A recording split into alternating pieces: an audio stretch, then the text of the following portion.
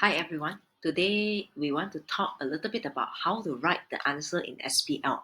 Now in SBL, there is a common things that candidates like to do, where the examiner often comment in the examiner report, which is to copy the evidence from the case study without further elaborating it. SBL examiner do not like this to happen in the answer, because if you just copy from the case study, you do not give meaning to the points that you have copied.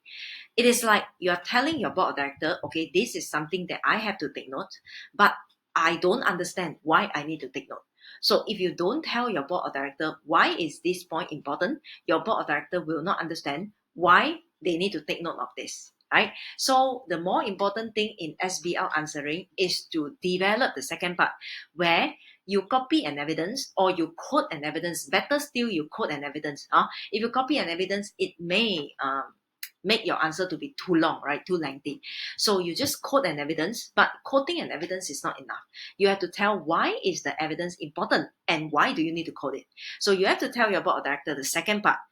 Why is this evidence important? So what is the thing that they have to take notes, and what is the impact of this particular evidence that you have quoted to the company?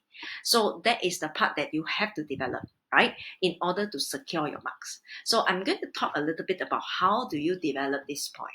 So how should you develop your idea? Now, of course, you start with the issue, right?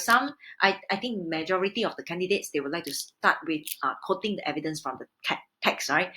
So you can start with the issue. But some candidates with very good writing styles, they have different kind of writing, different ways of writing. Perhaps they will point out, the important parts that board of director has to take note first. Then only they go into the issue. Because of this evidence, I'm telling you that you have to take note on this.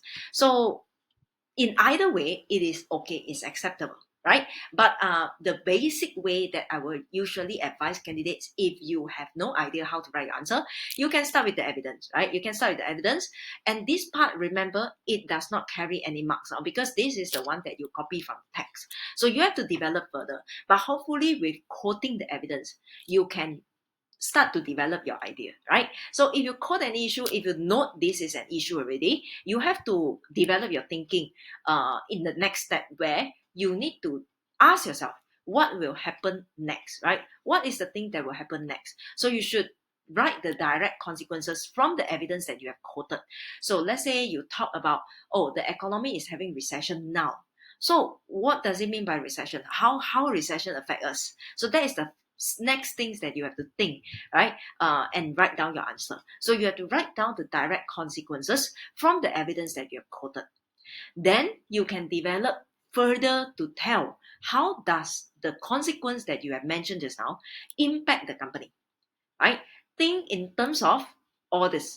These are some of the ideas given to you. For example, you can think in terms of demand. How does the consequence affect the demand? How does the consequence affect the profit, cash flow, reputation, stakeholders? It includes customers, suppliers, employees, and legal liability, and many more. So these are some of the examples only.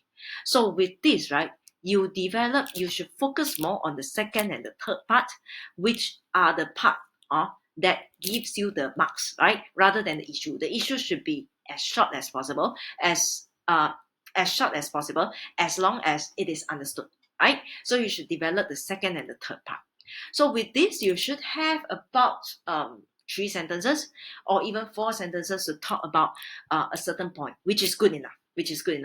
And move to the next point, right? You shouldn't be writing too long in one point. You should focus on writing more points for SBL answer to secure the marks, right? Now, another aspects, if we write about good things, let's say we write about a good practice, we write about a strength, we write about an advantage. So how can we develop our points, right? If you are writing something good, then of course the consequence will be good consequence, right? So you can still ask yourself, okay, now I have a good thing happening, I have a good practice, I have a good um, I have a good action. So what is the thing that will happen next? So because of this good practice, what is the benefit that the company will get? or rather to say, what is the next, what is the direct consequence from this good practice? Then only you think about how does this direct consequence benefit the company. You can still think in terms of the same point.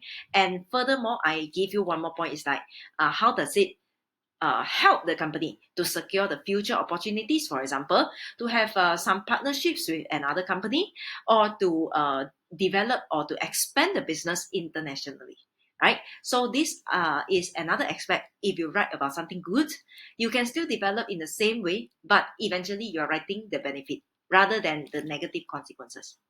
So I hope this give you some idea how can you write your answer. Remember, you are not focusing on evidence. You should write your evidence as short as possible. Just quote your evidence and focus on the second part, or second and the third part, to be more precise, to gain as many marks as possible. And also, please write more points instead of very long for one point. Try to secure as many marks as possible by writing more points. All the best to you.